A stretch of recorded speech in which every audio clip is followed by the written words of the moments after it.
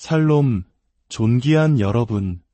하나님의 은혜와 평강이 당신의 삶에 가득하기를 기도합니다.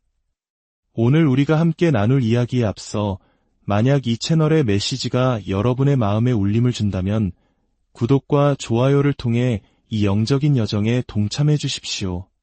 여러분의 작은 손길 하나하나가 빛을 전하는 통로가 되어 더 많은 이들에게 하나님의 사랑과 위로를 전하게 될 것입니다. 이 선한 사역에 동참하시는 모든 분들의 가정과 삼위의 주님의 크신 축복이 임하시기를 소망합니다.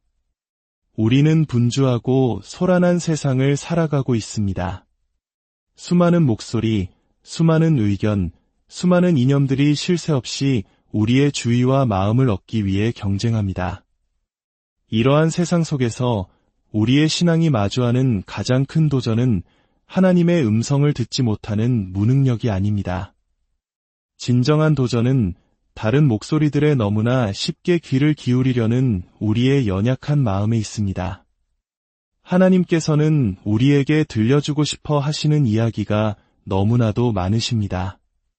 그분의 마음속에 가득한 사랑과 지혜, 그리고 우리를 향한 놀라운 계획들을 기꺼이 듣고자 하는 이들에게 쏟아부어 주기를 간절히 원하고 계십니다. 예수님께서도 제자들에게 이렇게 말씀하셨습니다. 내가 아직도 너희에게 이를 것이 많으나 지금은 너희가 감당하지 못하리라. 이 말씀의 깊은 의미는 무엇일까요? 오늘 우리는 이 질문에 대한 답을 찾아 마음의 밭을 가꾸는 여정을 떠나보려 합니다. 하나님께서 우리의 삶에 기적이나 치유와 같은 놀라운 일을 행하실 때 그분은 단순히 문제만을 해결하시는 것이 아닙니다. 그 모든 일들을 통해 보이지 않는 영원한 세계에 우리의 마음을 단단히 붙드시려는 깊은 뜻이 담겨 있습니다. 예를 들어 듣지 못하던 귀가 열리는 기적을 생각해 보십시오. 누군가가 간절히 기도하고 눈에 보이지 않는 하나님의 능력이 임하여 막혔던 귀가 열리는 순간 우리는 무엇을 깨닫게 됩니까?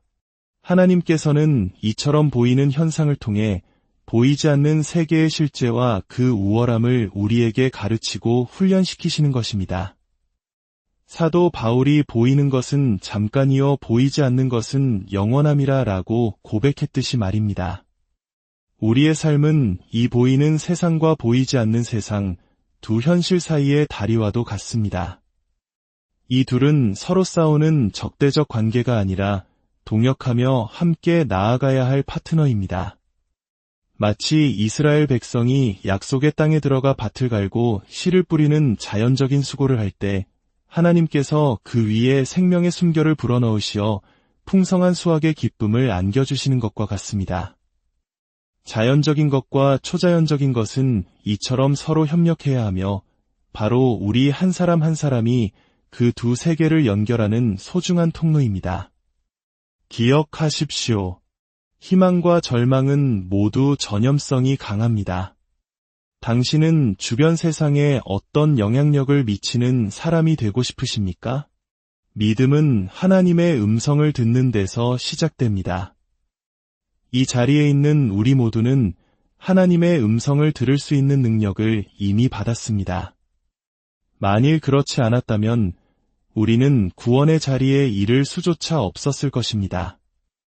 우리를 회개와 고백으로 이끄는 그 거룩한 이끌림 자체가 바로 그분의 음성에 대한 우리의 응답이기 때문입니다.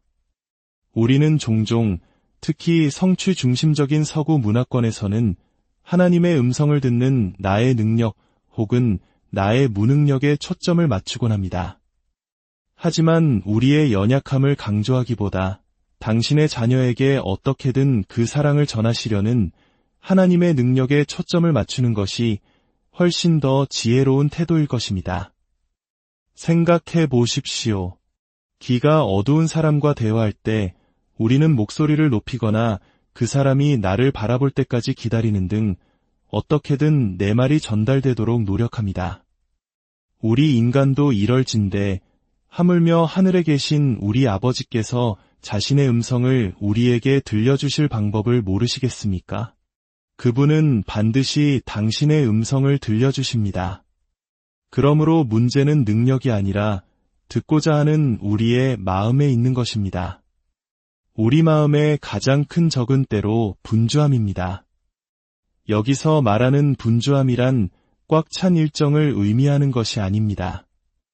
예수님이야말로 역사상 그 누구보다도 바쁜 일정을 소화하신 분이셨습니다. 수많은 무리가 그분을 만지려고 그분에게서 무언가를 얻으려고 끊임없이 밀려들었습니다. 심지어 광야까지 그분을 따라 나선 사람들은 먹고 마시는 것도 잊은 채 그분 곁에 머물렀습니다. 이처럼 엄청난 요구에 시달리셨음에도 불구하고 예수님은 언제나 내면의 고요한 평화를 잃지 않으셨습니다. 바로 그 평화가 세미한 하나님의 음성을 분별할 수 있는 통로가 되었던 것입니다. 물론 하나님께서는 때로 극적인 상황이나 놀라운 우연을 통해 말씀하기도 하십니다. 하지만 대부분의 경우 그분은 고요하고 세미한 음성으로 우리 마음에 말씀하십니다. 주변이 시끄럽다고 해서 그 음성을 듣지 못하는 것은 아닙니다. 진짜 문제는 우리의 내면이 소란스러울 때 발생합니다. 마음의 평화를 지키는 것, 이것이 바로 주님의 음성을 듣는 가장 중요한 비결입니다. 잠언 4장 23절은 이렇게 권면합니다. 모든 지킬 만한 것 중에 더욱 내 마음을 지키라. 생명의 근원이 이에서 남이니라. 마음을 지키는 것은 단순히 올바른 태도를 유지하는 것을 넘어섭니다. 그것은 성령의 미세한 움직임과 속삭임에 즉각적으로 반응할 수 있도록 내면의 평화를 적극적으로 보호하는 행위입니다. 우리의 삶은 하나님의 음성에 달려있기 때문입니다. 한 가지 중요한 점을 강조하고 싶습니다. 하나님의 음성은 결코 기록된 말씀인 성경과 모순되지 않습니다. 오히려 그분의 음성은 이 기록된 말씀에 생명을 불어넣어 우리 안에서 살아 움직이는 실체가 되게 하십니다. 우리는 하나님의 입에서 나오는 모든 말씀, 즉 그분의 음성으로 살아가는 존재입니다. 자, 이제 누가복음 8장에 기록된 예수님의 씨 뿌리는 자의 비유를 통해 우리 마음밭의 상태를 깊이 들여다보고자 합니다. 이 비유는 모든 비유의 기초가 되는 핵심적인 이야기입니다. 이 비유를 이해하면 다른 모든 진리들이 제자리를 찾게 됩니다. 예수님께서는 씨와 씨 뿌리는 자, 그리고 흙이라는 세 가지 요소를 통해 하늘나라의 비밀을 설명하십니다. 여기서 씨는 바로 하나님의 말씀입니다. 생각해 보십시오. 옥수수 씨앗 하나를 땅에 심으면 거기서 자라난 옥수수 이삭의 모든 알갱이들은 처음 땅에 심겨 죽었던 그 씨앗과 정확히 동일한 DNA를 가집니다. 이와 같이 예수님께서는 우리에게 생명을 주시기 위해 죽으셨고 그분이 우리에게 말씀하실 때마다 그분의 온전한 DNA를 담고 있는 생명의 씨앗을 우리 마음에 심어주시는 것입니다. 야고보서 기자는 말합니다. 그러므로 모든 더러운 것과 넘치는 악을 내버리고 너희 영혼을 능히 구원할 바 마음에 심어진 말씀을 온유함으로 받으라. 여기서 온유함이란 바로 우리 마음밭의 상태를 말합니다. 말씀의 씨앗 자체에는 우리의 삶을 완전하게 변화시킬 무한한 능력이 담겨 있습니다. 도토리 한 알 속에 수억 그루의 참나무 숲이 잠재되어 있는 것처럼 말입니다. 하나님께서 우리에게 말씀하실 때 그것은 종종 이처럼 작은 씨앗의 형태로 주어집니다. 그분은 단지 그 씨앗을 품고 잘 가꾸어 나갈 좋은 땅, 즉 준비된 마음을 찾고 계십니다. 문제는 씨앗이 아니라 토양, 즉 우리 마음의 상태입니다. 하나님께서 말씀하실 때마다 영원한 가치를 지닌 무언가가 우리 안에 심어집니다. 이 방정식에서 유일한 변수는 바로 우리의 마음밭이 어떤 상태에 있느냐는 것입니다. 누가복음 8장 14절은 특별히 한 종류의 땅에 대해 이렇게 설명합니다.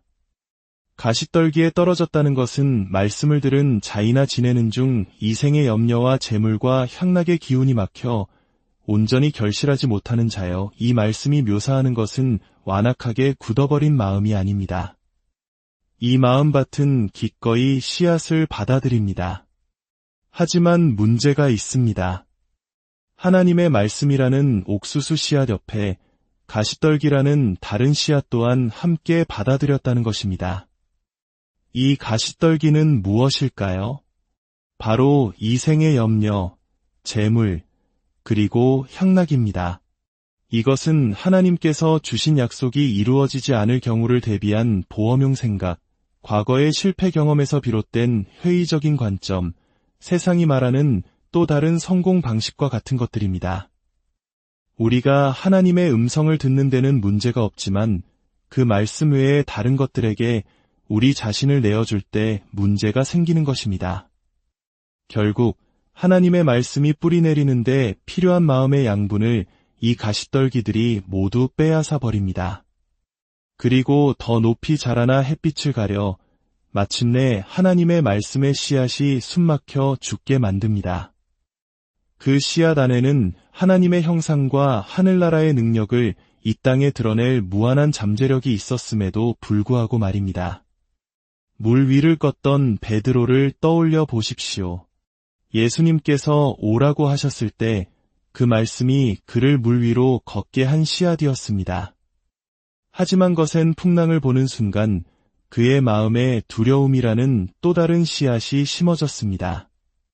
그 순간 빠르게 자라난 의심의 가시떨기가 오라는 말씀의 씨앗을 질식시키고 말았던 것입니다. 본문에서 염려라는 단어는 헬라어로 나뉜 마음을 의미합니다. 예수님께서 산상수훈에서 눈이 성하면 온 몸이 밝을 것이요 라고 하셨을 때의 성한 눈이란 단 하나의 항해라는 뜻을 가지고 있습니다. 즉, 마음의 눈이 오직 하나의 목적, 하나의 항해에 고정된 사람은 그의 삶 전체가 하나님의 빛으로 가득 찰 것이라는 의미입니다. 반면 염려는 우리의 마음을 이리저리 나누어 어둠 속에 머물게 합니다. 재물과 향락 역시 마찬가지입니다. 하나님이야말로 모든 풍요와 기쁨의 근원이십니다. 문제의 본질은 재물이나 기쁨 그 자체가 아니라 그것이 우리 마음에서 차지하는 자리입니다. 하나님 나라를 먼저 구하는 자리에서 내려와 축복 그 자체를 내 삶의 목표로 삼는 순간 우리는 다음 계절에 맺힐 열매를 질식시킬 가시떨기 씨앗을 스스로 심는 것과 같습니다. 세상의 염려, 더 많은 것을 소유하려는 욕심, 찰나의 쾌락을 좇는 삶의 방식은 하나님의 음성에 대한 우리의 민감성을 무디게 할 뿐만 아니라 보이지 않는 세계를 향한 우리의 시선을 보이는 세계로 돌려놓습니다. 그리고 성경은 바로 그 열매들이 자라나 하나님의 말씀을 질식시킨다고 경고합니다. 우주에서 가장 강력한 하나님의 말씀이 우리의 잘못된 선택으로 인해 한순간 무력해질 수 있다는 사실이 놀랍지 않습니까? 누가복음 8장 18절은 이렇게 결론을 맺습니다. 그러므로 너희가 어떻게 들을까 스스로 삼가라. 누구든지 있는 자는 받겠고 없는 자는 그 있는 줄로 아는 것까지도 빼앗기리라. 어떻게 듣는가가 모든 것을 결정합니다. 당신이 가치 있게 여기고 소중히 다루는 것은 더 많은 같은 종류의 것을 당신의 삶으로 끌어당깁니다. 당신이 하나님의 살아있는 간증을 듣기 좋아하면 당신 주변에는 간증을 가진 사람들이 모여들 것입니다. 반대로 당신이 험담과 비방을 즐긴다면 험담하기 좋아하는 사람들이 당신을 찾아낼 것입니다. 이것은 영적인 법칙입니다. 계시도 마찬가지입니다. 하나님께서 주신 깨달음을 소중히 여기고 그 말씀대로 살아낼 때 그 깨달음은 더 큰 깨달음을 끌어당깁니다. 마치 집의 기초를 튼튼히 세우면 그 위에 벽과 지붕과 창문이 자연스럽게 세워지는 것과 같습니다. 하나님 나라의 기본 원리를 마음에 깊이 새기고 살아가는 삶은 하늘의 모든 자원들을 끌어당기는 자석과 같습니다. 다시 요한복음 16장 12절의 말씀으로 돌아가 봅시다. 내가 아직도 너희에게 이를 것이 많으나 지금은 너희가 감당하지 못하리라. 하나님의 말씀은 무게를 가지고 있습니다. 성경에서 영광이라는 단어는 본래 무거움, 무게감을 의미합니다. 하나님께서 말씀하실 때 그분의 임재와 영광의 무게가 우리에게 임합니다. 이 거룩한 무게는 정결하게 준비된 삶을 더욱 견고하게 세워주지만 나뉘고 상처 입은 삶은 그 무게를 견디지 못하고 무너져 내리게 합니다.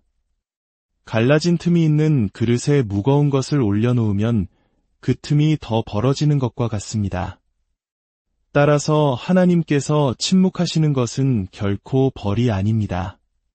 그것은 우리를 보호하시려는 그분의 자비입니다. 그분은 우리가 그분의 말씀이 지닌 영광의 무게를 감당할 수 있도록 준비되기를 기다리고 계시거나 혹은 이미 우리에게 주신 말씀을 다시 되돌아보며 순종하기를 원하고 계시는 것입니다. 그리고 예수님은 약속하십니다. 진리의 성령이 오시면 그가 너희를 모든 진리 가운데로 인도하시리니 그가 내 영광을 나타내리니 내 것을 가지고 너희에게 알리시겠음이라. 이 세상의 모든 권세와 능력과 존재하는 모든 것이 다 예수님의 것입니다. 그리고 성령님께서는 바로 그 예수님의 것, 즉 하늘의 모든 풍성한 자원을 가지고 우리에게 오셔서 그것을 선포하십니다. 성령께서 말씀하실 때마다 하늘의 자원이 우리의 계좌로 이체되는 것과 같습니다. 그분은 예수님의 것을 가지고 우리에게 주시기 위해 오셨습니다. 이것이 바로 우리가 다른 모든 목소리로부터 우리 마음을 지켜야 하는 이유입니다. 하나님의 음성을 듣는 매 순간은 영원한 하늘의 상속이 우리의 삶으로 흘러들어오는 거룩한 통로이기 때문입니다. 객관성이라는 이름으로 세상의 수많은 다른 목소리들을 우리 마음에 들일 때 우리는 스스로 열등한 씨앗에게 힘을 실어주어 영원한 생명의 씨앗과 경쟁하게 만드는 비극적인 선택을 하는 것입니다. 사랑하는 여러분, 오늘 하루 세상의 수많은 소음 속에서 잠시 벗어나 여러분의 마음밭을 고요히 들여다보는 시간을 가져보시길 바랍니다. 내 마음속에 하나님의 말씀 외에 어떤 다른 가시떨기 씨앗들이 자라고 있지는 않은지, 세상의 염려와 재물의 유혹, 헛된 쾌락이 내 마음의 양분을 빼앗고 있지는 않은지 정직하게 살펴보십시오. 그리고 모든 분주한 마음을 내려놓고 오직 단 하나에 향해 영원을 향한 그 거룩한 여정에 우리의 시선을 고정합시다.